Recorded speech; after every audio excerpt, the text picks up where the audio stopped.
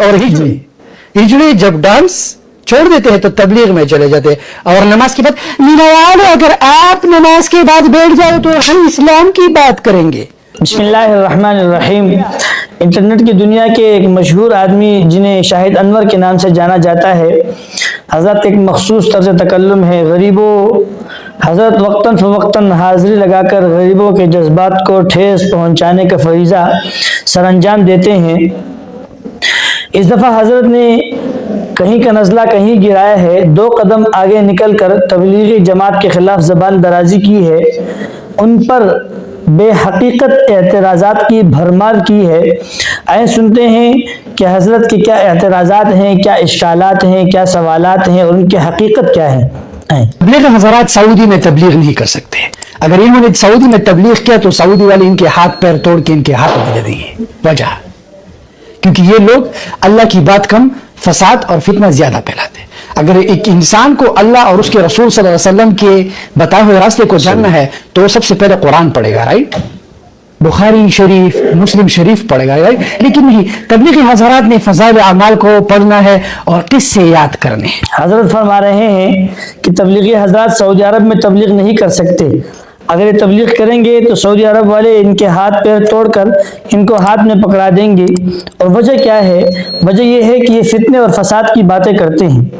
تبلیغی حضرات سعودی عرب میں تبلیغ کرتے ہیں کہ نہیں کرتے، جماعتیں جاتی ہیں یا نہیں جاتی، ان سے ہماری کوئی بحث نہیں ہے، یہ الگ بحث ہے. لیکن حضرت یہ فرما رہے ہیں کہ سعودی عرب میں تبلیغ نہیں کرتے. گویا کہ جو کام سعودی عرب میں ہوگا وہ ٹھیک ہوگا اور جو کام سعودی عرب میں نہیں ہوگا وہ ٹھیک نہیں ہوگا. تو حضرت سے درخواست ہے کہ سعودی عرب میں بہت سے اور کام بھی ہوتے ہیں. سعودی عرب میں سینما گھر بھی ہیں، سعودی عرب میں ڈانس گانا ناچ باجا بھی ہوتا ہے. حضرت اس پر بھی تھوڑی روشنی ڈال دیں کہ کیا وہ ٹھیک ہے کہ نہیں ہے. پھر حضرت فرما رہے ہیں کہ سعودی عرب تبلیغی جماعت جو ہیں یہ فتنہ اور فساد کی بات کرتے ہیں. اگر حضرت نے تبلیغی جماعت کے ساتھ 1 گھنٹہ بھی بیٹھ کے وقت گزارا ہوتا تو حضرت کو پتہ لگ جاتا کہ تبلیغی جماعت وہ خالص واحد جماعت ہے جو کبھی نہ عقیدے کی بات کرتی ہے، جس نے نہ کبھی دیوبندی دیکھا، نہ بریلوی دیکھا، نہ سنی دیکھا، نہ وہابی دیکھا، نہ شیعہ دیکھا، نہ آؤ دیکھا، نہ تاؤ دیکھا، نہ یہودی، نہ ہندو، کچھ بھی نہیں. تبلیغی جماعت ہر کسی کو، چاہے مسلمان ہیں چاہے کافر ہے، چاہے مسلم امہ میں اندر بٹنے والے فرقے ہیں، ہر کسی کو اللہ کی طرف دعوت دی ہے. آج تک کوئی ایک ثبوت بھی حضرت نہیں دکھا سکتے کہ تبلیغی جماعت نے فتنہ اور فساد کی بات کی ہو. پھر حضرت یہ فرما رہے ہیں جس نے اللہ اور رسول صلی اللہ علیہ وسلم کے احکامات کو سمجھنا ہے، انہیں سمجھنا ہے، اسے چاہیے کہ قرآن پڑھے، بخاری پڑھے، مسلم پڑھے. فضائل اعمال میں تو سارے ضعیف اور من گھڑت. تو حضرت جی کے اطلاع کے لیے عرض ہے کہ فضائل اعمال میں من گھڑت واقعات نہیں بلکہ صحابہ کے واقعات ہیں. کیا آپ کے ہاں صحابہ کے واقعات من گھڑت کہلاتے ہیں؟ اگر ہاں تو آپ جیسا بدبخت تو دنیا میں کہیں ہے نہیں. اگر نہیں تو آپ من گھڑت کن واقعات کو کہہ رہے ہیں؟ دوسری بات یہ ہے کہ فضائل اعمال میں بھی تو احادیث ہیں، نماز کے متعلق احادیث ہیں، زکوٰۃ کے متعلق ہیں، حج کے متعلق ہیں، روزے کے متعلق ہیں، عبادات کے متعلق ہیں. تو یہ کہنا کہ سعودی عرب میں چونکہ تبلیغ نہیں ہوتی یہ فتنہ اور فساد کی بات کرتے ہیں، یہ کوئی دلیل نہیں ہے کہ جو کام بھی سعودی عرب میں ہوگا وہ جائز ہوگا اور جو کام سعودی عرب میں نہیں ہوگا وہ جائز نہیں ہوگا. سعودی عرب والے اور بہت سے الٹے کام کرتے ہیں. حضرت سے درخواست ہے کہ ان پر بھی روشنی ڈالیں. اب سنتے ہیں کہ حضرت خود کس مسلک سے تعلق رکھتے ہیں. میں اہل حدیث ہوں، میں اطیع اللہ و اطیع الرسول، قرآن، بخاری شریف اور مسلم شریف کی جلد سے جو بھی باتوں میں اس پہ یقین رکھتا ہوں. میں ضعیف احادیث پہ جو ہے میں نہیں پڑھتا. حضرت فرما رہے ہیں میں اہل الحدیث ہوں، یعنی ملکہ وکٹوریہ کی اولاد ہیں، یہ انگریز کی پیداوار ہیں.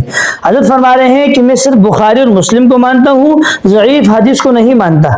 سب سے پہلی درخواست یہ ہے کہ آپ ضعیف حدیث کی تعریف کر دیں. دوسری بات یہ ہے کہ ضعیف حدیث نہیں ہوتی ہے. اگلی بات یہ ہے کہ آپ صرف بخاری اور مسلم کو مانتے ہیں، تو آپ نبی صلی اللہ علیہ وسلم سے کسی بھی کتاب میں، بخاری اور مسلم میں نہیں، قیامت تک آپ کو چھوٹ ہے، کسی بھی کتاب میں آپ بخاری اور مسلم سے ایک صحیح صریح مرفوع روایت پیش کر دیں کہ آپ صلی اللہ علیہ وسلم نے فرمایا ہو کہ صرف بخاری اور مسلم کو ماننا ہے، کسی اور کتاب کو نہیں ماننا. ہم آگے چل کر ثابت کریں گے کہ آپ بخاری اور مسلم کو بھی نہیں مانتے ہیں. آپ تو یہ کہہ رہے ہیں کہ میں ضعیف حدیث کو نہیں مانتا ہوں، آپ تو صحیح حدیث کو بھی نہیں مانتے ہیں۔ بخاری ہی میں ہے کہ جمعے کے دن 2 اذانیں صحابہ کے دور میں ہوا کرتی تھی۔ آج بھی مکہ اور مدینہ میں جمعے کے دن 2 اذانیں ہوتی ہیں، لیکن اہل حدیث حضرات جمعے کے دن 1 اذان دیتے ہیں۔ تو کیا آپ بخاری کو مانتے ہیں؟ بخاری ہی میں ہے، حضرت ابن عمر رضی اللہ عنہ نے روایت نقل کی ہے کہ آپ صلی اللہ علیہ وسلم نے فرمایا داڑھی بڑھاؤ اور مونچھیں کٹاؤ۔ پھر ابن عمر رضی اللہ عنہ حج کے موقع پر اپنی داڑھی مٹھی میں پکڑ کر جو داڑھی مٹھی سے زائد ہوتی تھی وہ کاٹ لیتے تھے۔ بخاری ہی کی روایت ہے، صحیح روایت ہے، ابن عمر رضی اللہ عنہ نے روایت نقل کی ہے، اور خود ابن عمر رضی اللہ عنہ کا اپنا یہ فعل ہے کہ مٹھی میں داڑھی پکڑ کر زائد داڑھی کو کاٹ رہے ہیں، اور آپ کے اہل حدیث حضرات کی داڑھی دیکھی ہے؟ تو کیا آپ بخاری پر عمل کرتے ہیں؟ ایسے چند اور مثالیں بھی ہیں جو آگے چل کر ہم بیان کریں گے۔ تو یہ کہنا کہ میں ضعیف حدیث کو نہیں مانتا ہوں، ضعیف حدیث آپ کے گھر کی پیداوار نہیں ہے، وہ بھی حدیث ہی ہے، ضعیف حدیث کی تعریف کرتے ہیں آپ۔ دوسری بات یہ ہے، آپ کہہ رہے ہیں کہ میں بخاری اور مسلم کو مانتا ہوں، آپ تو بخاری اور مسلم کو بھی نہیں مانتے ہیں۔ 1 2 10 نہیں 20 مثالیں ہم پیش کر سکتے ہیں کہ آپ بخاری کی حدیث کو نہیں مانتے ہیں۔ پھر حضرت فرما رہے ہیں اطیعوا اللہ و اطیعوا الرسول، تو تھوڑا سا آگے اور بھی پڑھ لو، وَأُولِي الْأَمْرِ مِنْكُمْ، یا قرآن کی دوسری آیت بھی پڑھ لو، فَاسْأَلُوا أَهْلَ الذِّكْرِ إِن كُنتُمْ لَا تَعْلَمُونَ، کہ اگر تم نہیں جانتے تو جو جانتے ہیں ان سے پوچھ لو۔ آپ صرف بخاری اور مسلم کو مانتے ہیں، قرآن کو مانتے ہیں، 3 کتابیں آپ مانتے ہیں، قرآن، بخاری اور مسلم۔ آپ ہمت کر کے، میں ایک سوال قیامت تک کے لیے آپ کے ذمہ چھوڑ رہا ہوں کہ آپ قرآن، بخاری اور مسلم میں سے صرف اتنا ثابت کر کے دے دیں کہ نماز کس طرح پڑھنی ہے، نماز میں سورہ فاتحہ پڑھنا فرض ہے یا واجب ہے یا سنت ہے، نماز میں ثنا پڑھنا فرض ہے یا درود یا دعا یا سبحان ربی العظیم یا اعلیٰ یا قوم یا تشہد یہ فرض ہے کہ واجب ہے کہ سنت ہے۔ آپ صلی اللہ علیہ وسلم نے صراحتاً فرمایا ہو کہ نماز میں ثنا پڑھنا یا دعا پڑھنا یا تشہد پڑھنا یا درود پڑھنا یہ فرض ہے، واجب ہے یا سنت ہے، قیامت تک کے لیے آپ سے چھوٹ ہے کہ آپ قرآن سے یا بخاری سے یا مسلم سے یہ بات ثابت کر کے دے دیں، تو ہم آپ کو مان جائیں گے کہ واقعی بخاری اور مسلم کو مانتے ہیں۔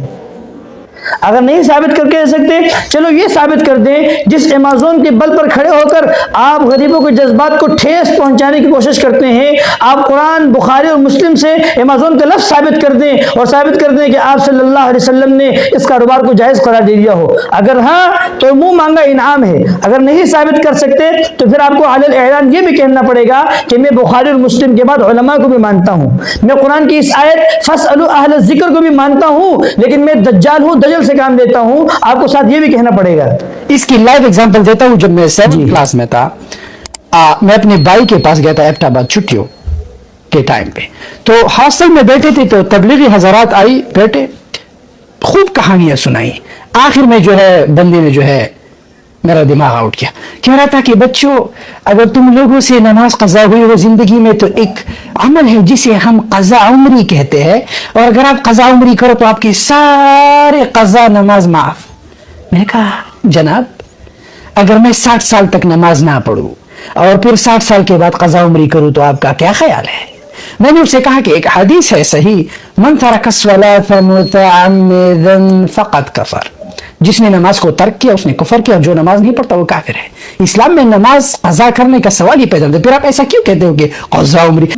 آپ نے سن لیا، حضرت لطیفہ سناتے ہیں، بڑا اچھا لطیفہ ہے۔ حضرت 7 کلاس میں تھے، 7ویں کلاس میں حضرت تھے اور بھائی سے ملنے ہاسٹل گئے ہوئے تھے۔ حضرت کی بھائی ایم فل کر رہے تھے اس وقت، بھائی سے ملنے ہاسٹل گئے ہوئے تھے اور تبلیغی حضرات نے آ کے ان کو دعوت دی۔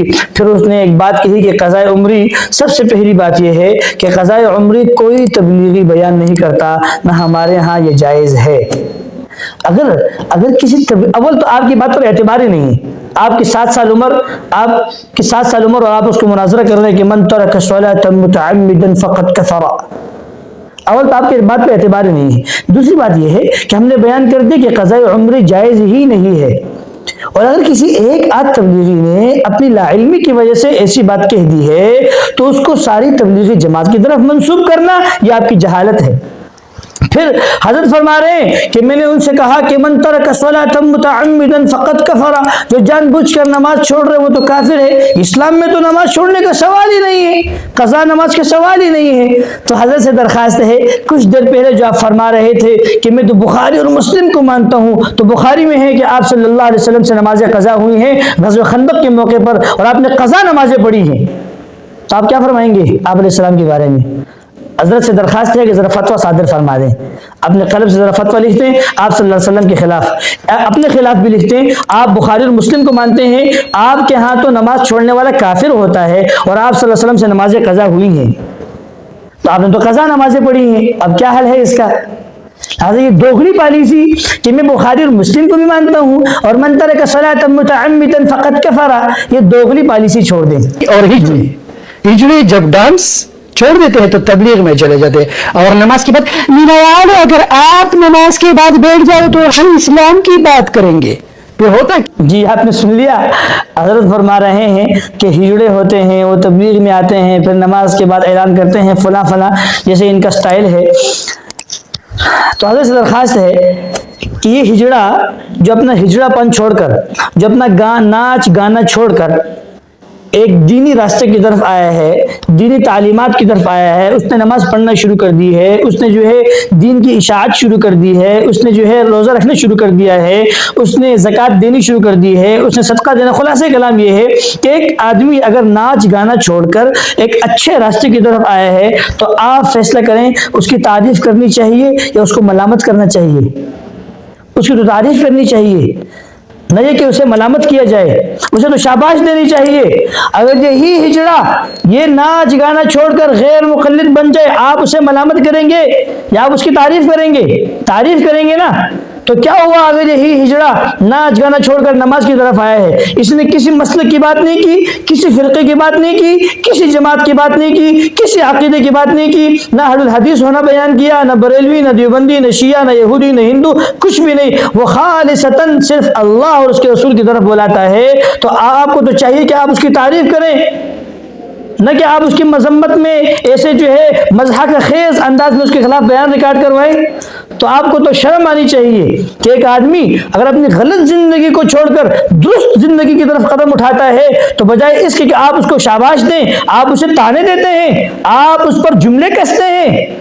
تو بات کا مقصد یہ ہے، اس ساری ویڈیو کا مقصد یہ ہے کہ اگر آپ کسی کے خلاف بولتے ہیں، کسی کے خلاف بھی آپ بولتے ہیں، یار دوست ہے، کوئی جماعت ہے، تو پہلے اس کی حقیقت کو جان لیں کہ واقعی جو میں گلفشانی کر رہا ہوں واقعی اس کی حقیقت بھی کچھ ہے کہ نہیں۔ اگر ہیں تو آپ ضرور بولیں، آپ کو حق ہے، لیکن اصلاح کے انداز میں بولیں، ہنسی اور مذاق اڑانے کے انداز میں نہیں، آپ اصلاح کریں اس کی۔ اگر آپ کسی کا مذاق اڑائیں گے، آپ کسی کے پیچھے ہنسیں گے، تو جیسے آپ کا منہ ہے اوروں کا بھی تو منہ ہے، جیسے آپ کو بولنا آتا ہے ایسے اوروں کو بھی بولنا آتا ہے، تو پھر آپ کو بھی مذاق اڑایا جائے گا، جیسی کرنی ویسی ہی بھرنی۔ تو اللہ تعالیٰ ہمیں صحیح سمجھ کی توفیق نصیب فرما دے۔